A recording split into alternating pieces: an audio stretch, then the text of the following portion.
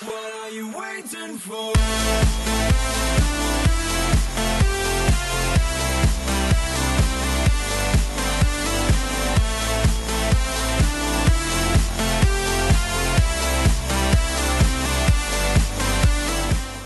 I want to know a little more about your background, like where you came from, because there's not a lot of information out there. So, where you came from, when did you decide to move here, and so on? Yeah, I was born in Moldova, which is Eastern Europe, and I moved here with my parents about probably 13, 14 years ago. Mm-hmm.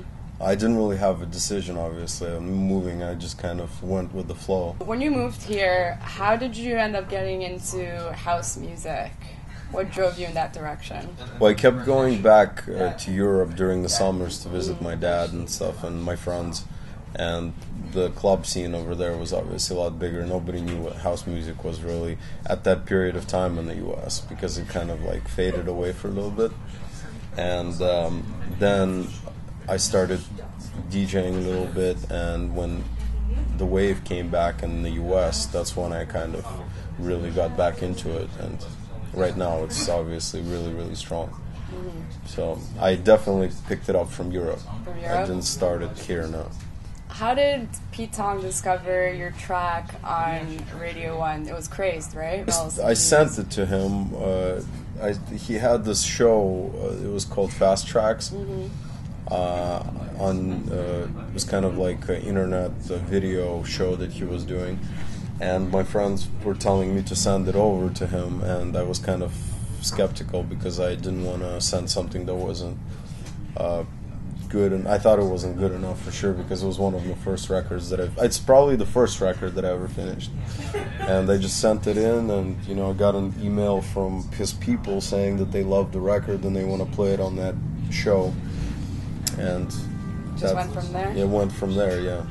So, from there you got big. How did you end up meeting Antoine? You guys always play together. You have a great dynamic going. What first got the ball rolling? It was, we had a mutual friend from Sweden that I was not working with, but I knew him from this music forum, and I found out that they were friends with Antoine, and I was just saying we should make a record together, all three of us. And he kind of introduced the two of us. And we sent some ideas back and forth. And it was around the time when Steve was about to release his Monday record, which had a lot of hype. And I told Antoine that we should do a remix for it, so we got parts from Steve. And he loved what we did together, and wanted us to continue working together, and we continued working on Size and doing some other remixes, and just, I don't know, one of those magical moments again. You don't really plan it, it just really happens. So I guess this kind of answers the next question. Do you prefer to play with Antoine or to play by yourself? It's different. I like to do both. I enjoy playing with Antoine because we feed off of each other, the energy, and we love the music, we love traveling together, we love making music in hotels and things like that. But at the same time, sometimes you want to build up your own story when you're DJing, and you want to start with specific records that you feel like doing that day, and you just kind of do it yourself. But as of late, we've been doing so many shows together that I'm so used to having him on my side that it's almost weird to be doing it by yourself, Yeah. But it's just different. I like doing both. Mm-hmm.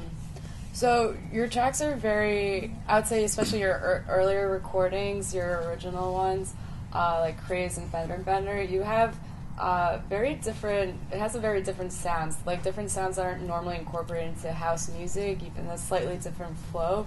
What inspired you to go off the beaten track for those?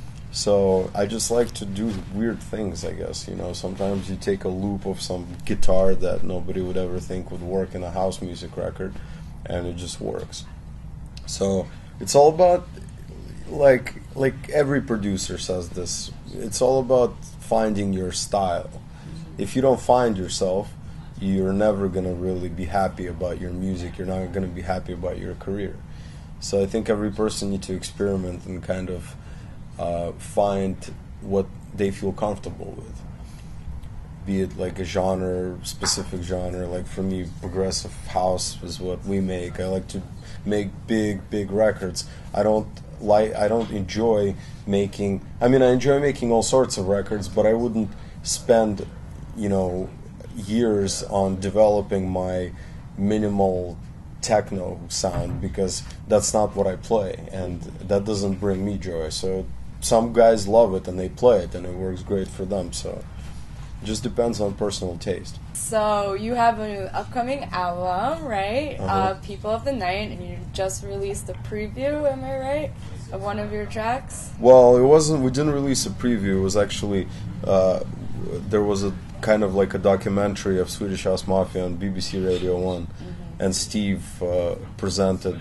He was talking about our career and our album, and he posted a preview of it. So it was a rip from BBC Radio 1, a small little clip. For this upcoming album, what can we expect at it? What will it entail?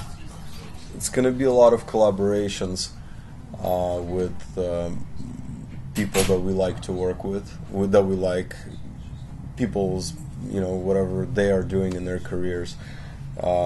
We've been working with Tiesto. We've been working with Steve, obviously. We've done stuff with Kim Fi. We're doing a lot of interesting vocal collaborations, which we are not finished with yet, so I can't really discuss that. But the lineup is looking really, really amazing, and it's a lot more fun to do stuff collaborating with people, because you get to learn their styles and what they do, and you feed off of each other on certain ideas, I guess.